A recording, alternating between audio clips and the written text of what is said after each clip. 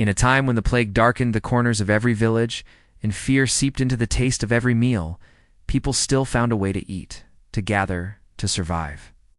This is the story of what they ate not in grand feasts, but in quiet bowls of broth, foraged herbs, and humble bread shared beneath low ceilings and heavy skies. You find yourself standing at the edge of a village, slowly waking to a world on the cusp of great change. The air is thick with the dampness of early morning mist, softening the shapes of humble cottages and thatched roofs, as if the world itself were drawing a gentle, uncertain breath. Around you the earth feels heavy, a fertile soil waiting patiently beneath the slow dance of clouds.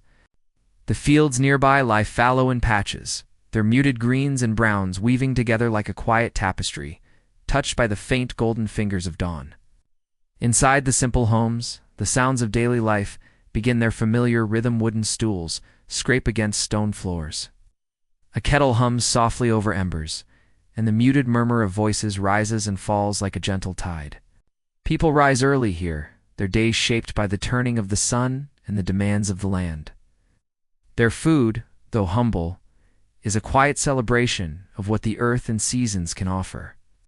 A handful of oats, soaked in cool water, some coarse bread baked the day before, perhaps a piece of cheese pressed from yesterday's milk, all sustaining in their modesty.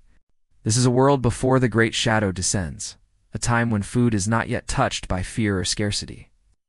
The market stalls still hold a scatter of fresh herbs, roots, vegetables gathered from nearby woods and fields, wild garlic, parsley, onions, and leeks that add whispering layers of flavor to simple stews. In the smoke-filled kitchens, small fires crackle beneath heavy pots. Simmering watery soups made from bones left over from a salted pork or barley stretched thin like thread through bubbling broth. There is a slow comfort in these humble meals, a quiet pride in the shared act of breaking bread. Outside, the sounds of animals punctuate the stillness, a rooster's call cutting through the fog, the low murmur of cows shifting in their stalls, and the occasional bleat of a goat. These creatures are part of the village's fragile web of sustenance, providers of milk, meat, and leather, where well-being is as vital as that of the people who tend them. In a corner of the village, a small garden cradles rows of root vegetables, their rough skins hiding earthy sweetness beneath. While wild berries hang heavy on bramble bushes nearby, their deep purples and reds promising brief bursts of sweetness in the otherwise plain diet. But beyond this quiet life, an undercurrent of unease begins to stir. Rumors drift in on the wind from distant towns, whispers of sickness, of sudden deaths, of a shadow moving unseen across the land. For now, though, the village breathes in the simple rhythms of planting and harvesting, of cooking and sharing. The people gather around their tables, their faces weathered but calm, hands rough from toil, holding stories of survival and hope. Each meal is a small act of grace, a fleeting moment where hunger is stilled and the world feels safe. You notice the careful way food is prepared here, not hurried, but deliberate, each ingredient handled with respect. The soups are thickened with whatever grains are available, seasoned sparingly but thoughtfully, with herbs plucked fresh or dried over the winter. Root vegetables are peeled slowly, their skins flicking away like soft secrets. Bread is torn by hand, crumbly and coarse, often eaten warm from the oven or soaked in thin broth to soften the crust. Meals are often shared quietly, the conversation light but meaningful, a soothing balm against the long hours of labor. There is a softness to these moments, a gentle stillness before the arrival of hardship. The village knows scarcity, yes, but not yet the desperation that will reshape the very act of eating. For now, food carries the taste of earth and fire, the echo of seasons past and seasons yet to come. The smoke rising from chimneys curls slowly into the sky, mingling with the morning mist like a promise that no matter the darkness ahead, this moment, this taste will linger. And so as the sun climbs higher in the village, stretches awake, the story of what people ate during the Black Plague begins, here not in fear or famine, but in the quiet dignity of daily life, where every bite is a thread in the fragile fabric of survival. The seasons turn, and with them, the steady rhythm of village life begins to falter, like a breath held just a moment too long. The fields that once yielded generous harvests now seem quieter, their soil less forgiving. The baskets that once brimmed with root vegetables and hardy greens grow lighter. You sense the weight of scarcity settling gently over the land, as if the earth itself is growing thin, its riches waning beneath a slow, relentless strain. Inside the cottages, the kitchen fires burn lower, the scent of fresh bread becoming a rare visitor. Grain stores shrink day by day, measured carefully with anxious hands, portioned out to stretch farther than before. The thick, hearty soups that once simmered with an abundance of vegetables are now thin and watery, often flavored only with dried herbs gathered from distant fields. Salt, that precious seasoning, is rationed and treasured like a hidden gem, sparingly sprinkled to coax what little flavor remains from humble ingredients. You watch the people's eyes grow more cautious, the warmth of the communal meal giving way to a quieter, more practical sharing. Hunger becomes a shadow that lingers just beyond the hearthlight, whispering reminders of limits and loss. Mothers peel vegetables slowly, using every scrap, even the tough skins that once would have been discarded. Breadcrumbs are saved and toasted, their dry crunch a small comfort in the long hours between meals. The village turns increasingly to what the land can still offer in its hidden corners: wild roots dug from beneath moss and leaves, bitter greens gathered from the edges of fields, and nuts cracked open with care. The forests nearby become a quiet refuge for gathering, though. The foragers move carefully, aware that what they take must be balanced by what the earth can give again. These wild foods bring unfamiliar tastes, sometimes sharp or astringent, but they carry the promise of sustenance when all else fails. Meat, once a cherished part of the diet, grows scarce as the animals dwindle in number. The village's few goats and chickens are kept tightly sheltered, their lives precious and carefully guarded. When a pig or a cow is slaughtered, it is a solemn occasion.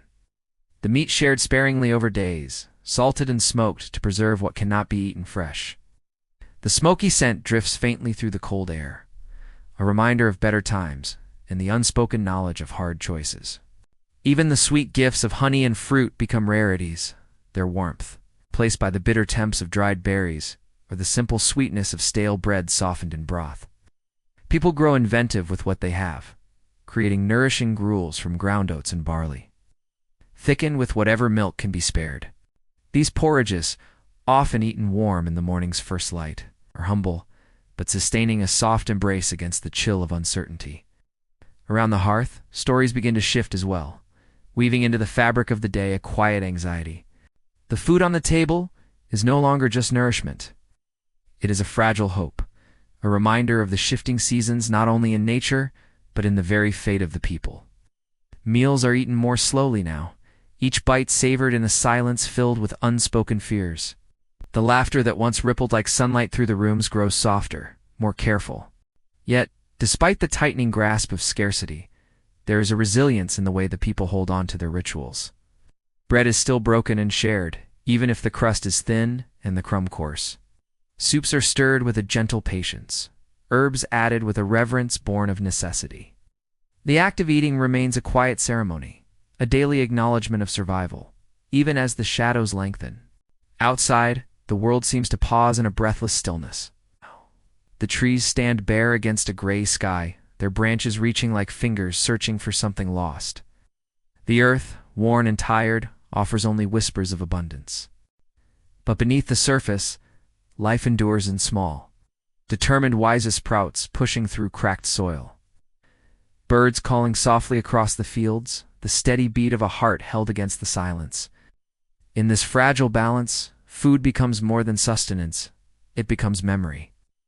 A thread connecting the present to the past and the future.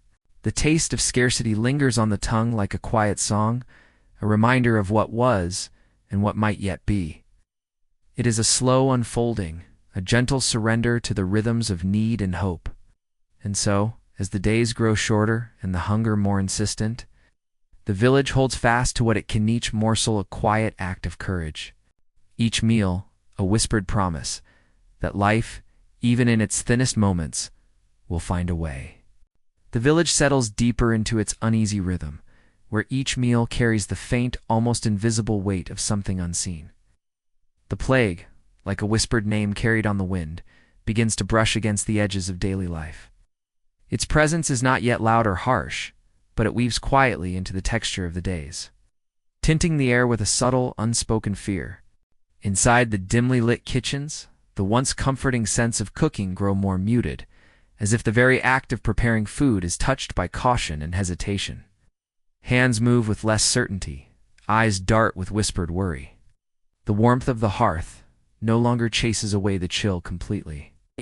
It feels as though the flames themselves are shrinking, withdrawing into the shadows. People begin to change how they approach their food, not only because of scarcity, but because fear reshapes what is safe and what is not. Sharing, once a natural expression of community, now carries a hidden risk. Bowls are passed more carefully, bread is broken with deliberate distance, and the usual closeness of eating together becomes a fragile dance around invisible boundaries. Herbs, long treasured for their subtle flavors, take on new importance. Sage, rosemary, and thyme are gathered not just to season stews but for their whispered promise of protection. The bitter tang of wormwood or the sharpness of rue is brewed into teas believed to guard against illness. Kitchens fill with the faint, pungent aromas of these ancient guardians, their presence a quiet shield woven into daily rituals. Food itself becomes a battleground of trust and doubt. Meat is eaten less often, not only because the animals are fewer, but because the fear of contagion lingers in every bite. Fish, caught from nearby rivers and streams, is prized for its freshness and perceived safety, but even this bounty is approached with caution. People avoid foods that seem unfamiliar or uncertain, clinging instead to the simplest staples that their bodies recognize.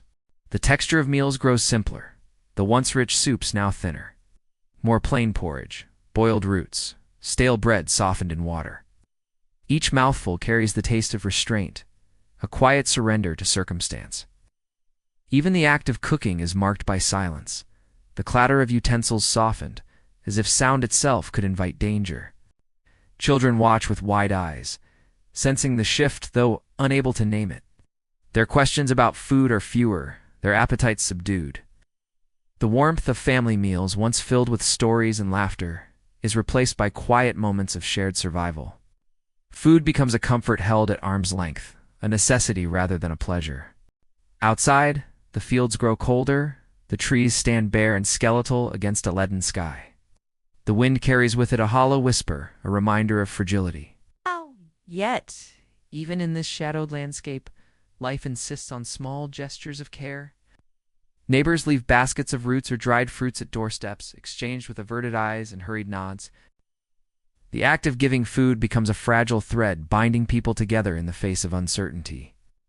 The village well, once a place of gathering and chatter, now stands quiet and guarded, its water drawn with care. Cleanliness takes on a new urgency. Hands are washed more often, surfaces scrubbed with vinegar and ash. These small acts become rituals of protection, carried out with reverence and hope. Amidst this delicate dance of fear and survival, food remains a sacred touchstone, a connection to life's persistence. Each meal is a quiet prayer, whispered in the tongue of hunger and hope. The bitter herbs, the plain grains, the softened bread all carry a story of endurance, of a people holding fast to the fragile promise of tomorrow. In these days marked by shadow and silence, the simple act of eating becomes an act of courage, a gentle rebellion against the creeping darkness. The village breathes slowly, steadily, clinging to the warmth of shared sustenance, even as the world tilts beneath their feet. And so the story continues. In the subtle flavors of fear and the quiet strength of those who refuse to surrender their daily bread, the fields once abundant with golden waves of grain and the tender greens of early vegetables now seem almost silent beneath a sky heavy with cloud. The earth lies weary, its promise fading like a distant song caught on a restless breeze. The harvest, that annual ritual of gathering and gratitude, has become a quiet ghost of itself, less a celebration, more a reluctant necessity. You walk among the scattered remnants of crops where the stalks are brittle and sparse. The rich, earthy smell of freshly turned soil mingles with the faint scent of decay. As weeds claim what once belonged to the careful hands of farmers, the scythe's rhythm has slowed, replaced by hesitant pauses, as if the land itself resists the harvest. There are fewer hands to work, fewer mouths to feed. and the balance feels delicate, a fragile dance between survival and surrender. In this time, the people turn again to what the earth might still offer, however modest. Root vegetables, turnips, parsnips, and carrots are prized for their stubborn resilience, able to push through colder, harsher soil. These rough-skinned treasures are dug carefully from the earth, their colors muted under layers of dust and frost. They carry a quiet sweetness beneath their coarse exterior, a reminder that even in hardship, life persists. Grains, too, are saved and stored with great care. Barley and rye become the backbone of daily meals, ground into coarse flour that bakes into dense, dark bread. This bread is not soft or white, but it holds warmth and sustenance, its rough crumb a testament to endurance. Sometimes, if luck favors the village, a small patch of wheat ripens enough to add a touch of softness, a fleeting echo of more prosperous times. Wild herbs and greens gather new importance, not only for flavor, but for the hope they carry. Nettles, dandelion leaves, and sorrel are foraged from hedgerows and meadows, their sharp, bitter notes cutting through the plainness of stews and porridges. These wild gifts are reminders of a world beyond the fields, a secret bounty hidden in the quiet corners of nature. The act of harvest itself becomes more than gathering food, it is an act of faith. Each handful of grain, each pulled root, is a whispered promise that life will continue, that the soil will rest and recover and yield once more. The people move slowly, carefully, as if afraid to take too much or disturb the fragile balance of a weary land. In the cold light of dawn, the village gathers what it can, sharing in the silent labor. There is no fanfare here, no songs or laughter, only the steady sound of hands working the earth, the soft rustle of leaves, and the occasional creak of wooden carts. The harvest is less a festival than a quiet communion with the land, a muted gratitude offered through the simple act of gathering. Inside the kitchens, these gathered gifts are transformed with gentle care. Roots are peeled and chopped with slow, deliberate strokes, their earthy aroma filling the room. Grains are boiled into thick porridge, simmering softly over embers that crackle in the hearth. The bread is sliced thin, often toasted or soaked in broth to soften its hearty crust. Meals are shared in small portions, the taste of the forgotten harvest lingering on the tongue like a faint memory of better days. There is a solemn beauty in these humble dishes, a quiet celebration of resilience and resourcefulness. Even in scarcity, the people find ways to nourish body and spirit, weaving the threads of survival into their daily lives. Outside, the landscape wears the muted colors of late autumn, the faded golds, browns and grays that cloak the fields and forests. The wind moves through the bare branches with a soft sigh, carrying the scent of damp earth and distant rain. The village feels smaller in this vastness, a fragile island of warmth and light. Yet, in the midst of this fading harvest, there is a slow, steady pulse of hope. The people know the land's rhythms, its seasons of death and renewal. They understand that this quiet gathering is not an end, but a beginning, a necessary passage through shadow, toward a future that is not yet visible but still held in the heart. And so, beneath the heavy sky and in the hush of the forgotten harvest, life continues. Each meal, each shared bite, is a small act of courage, a soft affirmation that even in the darkest times, the earth still gives and the people still gather. In the quiet kitchens and hearths of the village, food takes on a new kind of meaning. Now, it is no longer about abundance or variety, but about the gentle comfort found in the simplest flavors, the soft warmth of a humble meal, the quiet reassurance of something familiar cradling the body and soul. Here, each taste is a whisper, a tender gesture that holds the fragile threads of daily life together. You sit beside a low fire, watching the embers glow and flicker, casting soft shadows that dance lightly on the rough walls. The pot bubbles gently, releasing the muted aromas of barley and dried herbs, mingling with the faint earthiness of root vegetables, slowly softening in the simmering broth. There is no rush here, no sharp or sudden flavors to startle the senses. Instead, there is a slow unfolding, a gentle layering of tastes that soothe and nourish without demanding attention. Bread, dark and dense, breaks apart under careful hands, its crumb uneven but warm. It is dipped into the pale, thin broth, softened and mellowed, and the act of eating becomes a ritual. Deliberate, slow, sacred. The texture of the bread, the faint saltiness of the broth, and the subtle bitterness of the herbs combine into a quiet harmony that lingers on the tongue like a soft memory. In these moments, food is more than sustenance. It becomes a balm against the weariness that shadows the days, a small island of calm in a sea of uncertainty. The simple flavors carry a weightless kindness, an invitation to rest and be held by the familiar. The bitter greens gathered from the fields, once sharp and assertive, now seem almost gentle, their edges softened by the long simmering and careful blending. Even the smallest additions, a pinch of wild garlic, a few dried berries, are treasured gifts. Their presence, like fleeting sparks of sweetness and warmth, they speak quietly of hope and resilience, reminders that life, even when stripped to its barest forms, still carries moments of grace. Children eat slowly, learning to savor these humble tastes, their small hands reaching for the food with a mixture of hunger and wonder. The elderly sit quietly, their eyes reflecting memories of meals past, of seasons richer and more plentiful. Together, they share not only food, but a silent understanding that these simple flavors are threads weaving them into the fabric of their shared existence. Outside, the soft light of late afternoon filters through the windows, casting a golden glow that seems to slow time itself. The village breathes in a gentle rhythm marked by these quiet meals, and the muted sounds of daily life, the soft murmur of voices, the clink of pottery, the crackle of firewood. Food, in its simplest forms, becomes a language of care. Each meal is an unspoken promise, a gentle reassurance that, despite all hardship, there is still warmth, still connection. The act of breaking bread together holds a sacred weight, grounding the people in the present, in the slow unfolding of survival. And so, in the soft comfort of simple flavors, life finds its quiet strength. The humble dishes, touched by earth and fire and gentle hands, carry the story of endurance. A story told not in grand gestures, but in the small, slow moments that hold us close when the world feels uncertain. As the cultivated fields yield less and less, the gaze of the village turns toward the untamed edges of the world. The forests, the meadows, the forgotten wild places where nature's bounty still lingers, quietly generous.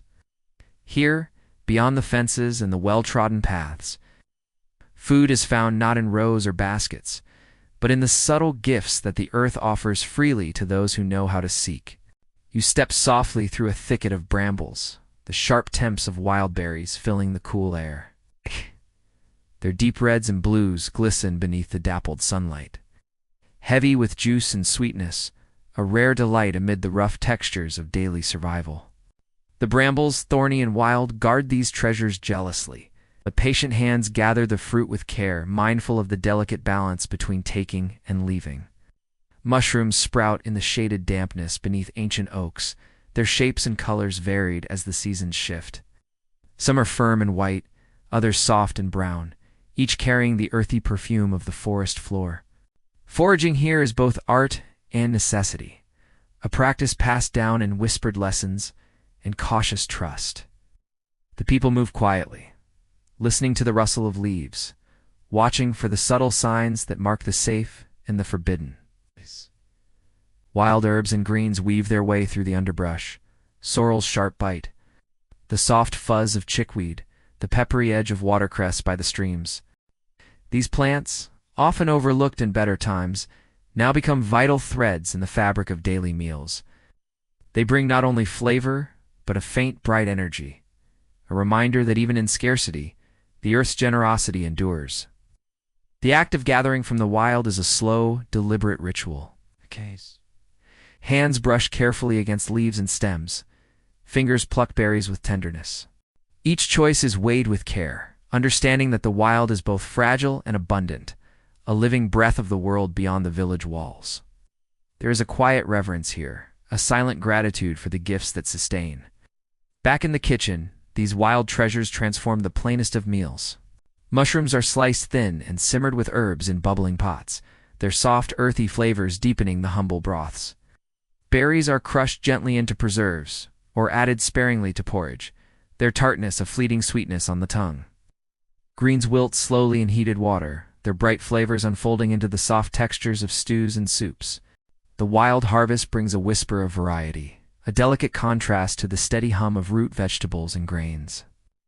It is a reminder of the world's secret corners, places where life pulses quietly, away from the eyes of fear and famine. The taste of the forest, the sharpness of wild herbs, the gentle sweetness of berries, all these offer a small, precious joy amid the daily struggle. Outside, the seasons shift imperceptibly. The sunlight grows softer, the air cooler, and the shadows lengthen over the fields and forests alike. The village feels held in a slow embrace, between what has been lost and what might yet be found. The wild harvest is both sustenance and symbol, a bridge between earth and life, between hardship and hope. In these moments, food becomes a silent storyteller, carrying the ancient wisdom of the land. It speaks of resilience and renewal, of the delicate balance between taking and giving, of the quiet courage found in seeking sustenance in unexpected places. Each berry, each leaf, each mushroom is a small testament to endurance. And so, in the soft gathering of the wild harvest, the people find a gentle strength. The earth's whispered gifts sustain body and spirit, weaving a quiet song of survival beneath the heavy sky. Even in the hardest times, life reaches out through the forest's shadows, offering its tender bounty to those who listen. There comes a day when the hearth, once warm with the promise of soup and the scent of baking bread, feels too quiet. The pot still hangs above the coals, and the fire still murmurs in soft red tongues. But something has shifted.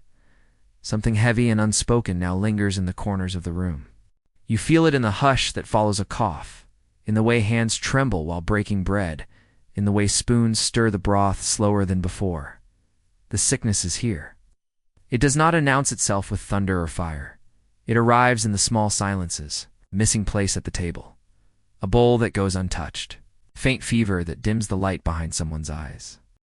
At first, it's denied.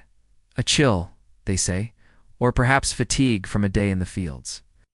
But soon, meals go uneaten, food spoils uneasily on wooden plates, and the very act of eating becomes wrapped in the fear of what may follow. In some homes, the fire is never lit at all. You step into a kitchen where a loaf of bread sits untouched on the table, its crust hardened and gray at the edges. A cloth-covered bowl of lentil porridge has cooled entirely, a film forming on its surface. No one moves to clear it. The silence presses like a second layer of air. The person who cooked this meal now lies in the next room, their breath shallow, their skin flushed. No appetite remains. The food that once brought warmth and rhythm now gathers dust in its quiet solitude. The sick eat little, if at all. Their bodies, overwhelmed and weary, can barely hold water. Simple broths are prepared, dunions simmered in hot water, flavored with nothing more than a sprig of thyme or a hint of garlic. Thin gruel is offered from trembling hands, though most of it remains in the bowl. The herbs used are not for flavor now, but for healing tansy, yarrow. Hypsip steeped into bitter teas meant to chase out the poison, though no one can say if they truly help. Caretakers lose their hunger too. They eat not out of need, but out of duty, fueling their bodies for another long night by the side of someone they love. They chew without tasting, swallow without noticing, their thoughts held fast by every change in breath. Every flush of fever, every restless stir beneath a coarse blanket. The food has no flavor, only function. The kitchen, once a sacred space of comfort, begins to carry the scent of vinegar and ash. The surfaces are scrubbed with harsh cloths, bowls are washed in boiling water, and the same herbs used in teas are now burned in bundles by the hearth. Some hang rosemary over the doorways. Others crush juniper berries in the corners. Anything to purify. Anything to protect. But still the sickness lingers, like smoke that will not rise. The act of preparing food becomes quieter, smaller. What once took hours of care now takes minutes. Boil, stir, pour. There are no second helpings. No gatherings around the table. People eat alone or not at all. Spoon scrapes softly against the inside of a bowl. Bread is torn silently and eaten with eyes downcast. Sometimes a meal is prepared only to be left untouched, a quiet offering to hope or to memory. And still, despite all of this, food remains. Not joyous, not even comforting, but steadfast, a constant in the face of so much change. It is the warm cup placed beside a sleeping child, the crust of bread tucked into a pocket in case the road leads elsewhere, the bowl of broth left outside a sick neighbor's door when no one dares go in. It becomes a language of care when words no longer suffice. Outside, the village walks slower. Those who remain upright carry bundles of dried food on their backs, roots, herbs, stale loaves, dried beans, in search of trade or charity. Eyes meet but do not linger. No one asks questions. The smoke from chimneys is thinner now, rising sparsely into the cold, clear sky. But even now, in this dim season, a few fires burn brightly. Some kitchens still hold the scent of thyme and garlic, faint but real. A handful of onions bubble in a pot, their sweetness coaxed out slowly over low flame. A cup of elderflower tea is lifted to pale lips, and for a moment, just a moment, the sickness steps back. These small acts matter. Even when no one is hungry, the food is made. Even when hands tremble, the bread is sliced. Even when fear hangs heavy as stone, the pot is stirred. 'Cause to eat, even a little, is to say we are still here. And in this slow, quiet defiance, the kitchen remains. The fire is fed, the bowl is filled. The body is offered what it can bear. And somewhere, even now, a spoonful of broth warms a hollowed chest. And a breath that seemed to shallow finds its way back. The countryside holds its silences, gently fields, lying still beneath cold skies. Quiet kitchens breathing in their own loneliness. But the city, in times like these, hums with a different kind of hunger. It is louder here, not in sound, but in weight. The streets feel tighter, the air pressed thin by too many bodies and too little bread. The clatter of hooves, the cough behind a shuttered window, the low, unbroken murmur of need, all echo in alleyways where food has become a kind of dream. You walk along the cobblestones, past shuttered stalls where baskets once overflowed with leeks, apples, smoked fish. Now only a few tired onions sit in the shade of a sagging awning, their skins flaking like dry parchment. A fishmonger's cart is empty, but for bones and silence. Bread, when it appears, is no longer golden or warm, but blackened and dry, sold in hunched corners with furtive glances and quick exchanges. The coins that pass between hands seem heavier than usual, as if ashamed of how little they can now buy. The smell of the city has changed. There is no longer the sweet haze of roasted chestnuts or the oily smoke from grilled meat. Instead, you smell damp stone, the iron temps of illness, the stale breath of enclosed rooms. Somewhere nearby a pot boils, but the steam carries no scent-only heat. In this city, food is not a comfort. It is a memory, a negotiation, a plea. Inside narrow homes, families gather around whatever they can find. A heel of bread soaked in water, softened into something almost edible. A handful of beans stretched across several mouths. A rat, skinned and roasted over coals, its meat stringy but hot. What would once cause revulsion is now necessity. Hunger rewrites the rules. It quiets the pride. It makes ordinary things precious, and things once unthinkable, it's possible. There are those who still try to make meals of dignity. A woman stirs cabbage into a thin stew, the leaves wilted but still holding color. She adds vinegar to cut the blandness, a pinch of salt when she can spare it. The children watch her movements as if watching a sacred rite. She ladles it into small bowls, with quiet grace, dividing it evenly, whispering, "Eat slowly," and they do. Others wander the markets long after the last stall has closed, scanning the ground for fallen bruised fruit, for carrot tops, for the shriveled ends of turnips discarded by wealthier hands. It is not shameful. It is simply what is done. Even the dogs understand this now, stepping back when a human reaches first. The monasteries offer soup to those who line up early and bow their heads. The broth is thin but warm, made from barley leeks and the bones of old hens. Some say prayers before they drink it. Others sip in silence. But all of them, regardless of age or station, are the same hollow look, that mixture of exhaustion and gratitude that only the very hungry can wear. Children learn quickly what hunger means. They learn to wait, to chew slowly, to lie still at night so their bellies won't grumble too loudly. Some dream of pears, of sweet cakes, of meat pies, wrapped in pastry and served on feast days. They wake to cold hands and the dry taste of stale bread, and still they carry on. They play with sticks and stones and forget for a moment what their stomachs have lost. The rich eat differently still. In manor houses and behind thick walls, tables are laid with roasted birds, sweet wine, and sugared almonds. But even their meals are tinged with worry. The servants cough. The cook has vanished. The spices they once took for granted arrive less often or not at all. Fear dines with them now, as surely as bread and meat. The food is hot, but the company is cold. In the corners of the city, desperation grows sharper. Fights break out over moldy cheese. A man steals an onion and runs. A woman sells her cloak for a sack of oats. Hunger changes the face. It sharpens the bones and softens the voice. It teaches humility or cruelty or both.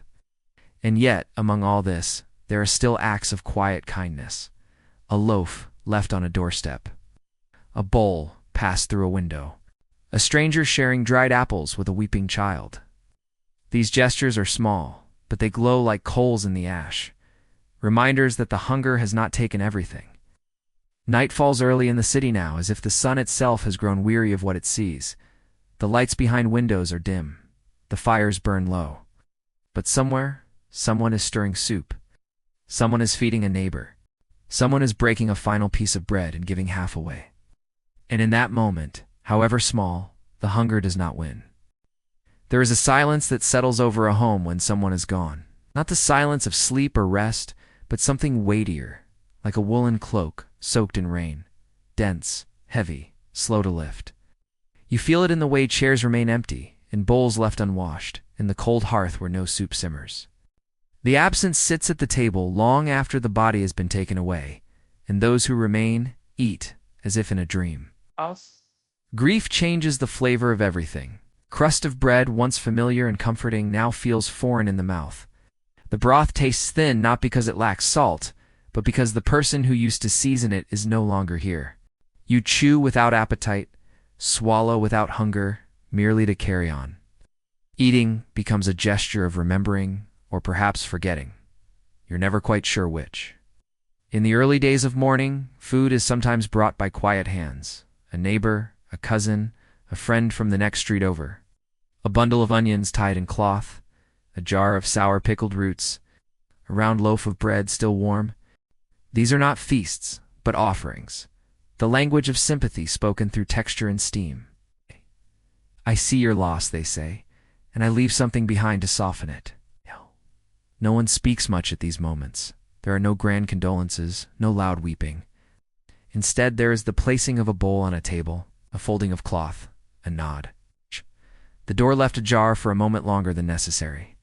And then, just like that, the giver disappears into the fog. The mourners sit with the food, not always eating it, sometimes just staring. The fire crackles softly, casting a flickering glow on hands resting quietly in laps. Spoon stirs without purpose. Children pick at the edges of bread. No one says they are hungry, but no one says they are not. The body remembers what the spirit cannot yet accept, that life continues. There are foods the grieving avoid. Rich meats, sweet preserves, heavy wine. They feel too loud, too alive. Instead, the meals become sparse and pale, gentle things that ask little of the senses. Lentils stewed with bay leaves, soft mash of peas and oats. Bread dipped in warm milk, then held on the tongue until it dissolves. Sometimes there are rituals. A meal set out for the departed, just a crust of bread and a bowl of water placed near the window, so the spirit might find comfort in the familiar. No one watches the food disappear. No one expects it to. But the act itself is sacred. It says, you mattered. You are still welcome here. In certain corners of the village, old women speak of foods that help carry grief, bitter herbs to clear the heart, a broth made from leeks and garlic to give strength to those left behind. These recipes are not written down. They are remembered, passed through hands and whispers used when words are too much or not enough.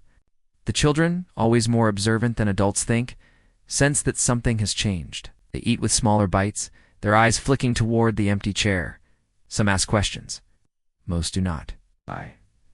They learn, in the quiet of these dim kitchens, that food is more than taste. It is time and memory and love held in the hollow of a spoon. On the edge of the village, where the grass grows long and the sky opens wide, there are gardens once tended by the now departed, rows of forgotten onions, cabbage curling in on itself, the last of the parsley gone to seed. The living return to these places gently, gathering what they can. Every root pulled is a kind of farewell. Every leaf plucked is a continuation of what was begun. They bring this food home not with joy but with reverence. It is cooked slowly, shared quietly, the taste rich with meaning. Someone sits where the gardener used to sit, holds their bowl as they once held it, and remembers. The food nourishes more than the body. It fills the hollows of grief with something warm, if only for a moment. Outside, the crows call from the rooftops. The sky moves between gray and gold without much care. Life goes on. The living eat because they must. They wash the bowls, light the fires, stir the soup. They open windows to let the smoke drift into the sky. They leave offerings for the lost. They break bread with the weary. And though sorrow lingers, and though the table feels forever changed, the meals continue, quietly, gently, faithfully, because even in mourning there is food. And in food there is remembrance. In the end, when the worst is past and the long night has loosened its grip, the village stands blinking in the soft light of a quiet morning. The air feels different, not cleaner, not brighter, just quieter, as if the world itself has paused to exhale. The fires are lit again, the soup pot returns to its hook. But the way people eat has changed, and you can feel it in every bite. The food that returns to the table is not celebratory. There are no grand feasts, no overflowing baskets or roasting meats. Instead, there is the slow return of what was always there: barley bread, onion broth, herbs gathered from hedgerows, dried apples, rehydrated in warm wine. The meals are simple, but now they carry something else, a kind of reverence, a kind of memory. You sit in the same chair you always did, your hands wrapped around the same chipped bowl. But now, when you chew, you do so more slowly. You notice the sharpness of the garlic, the sweetness of the carrot, the soft comfort of bread dipped into warm soup. These were always here, but now they are seen. They are known. They are enough. There is a quiet humility in the way people talk about food now. Gone are the old complaints about stale crusts or watery stews. Instead, there is gratitude spoken in glances. In the way someone passes a plate without being asked, or how a bit of honey is shared without hesitation. People eat closer together again, but they do so with more silence. Not out of fear now, but out of recognition. That what sits between them, this loaf of bread, this pot of greens, is more than food. It is survival made visible. Children who live through it now measure food with different eyes. They remember when the bowl was empty, when their stomachs ached, and their mothers cried softly while slicing the last root vegetable.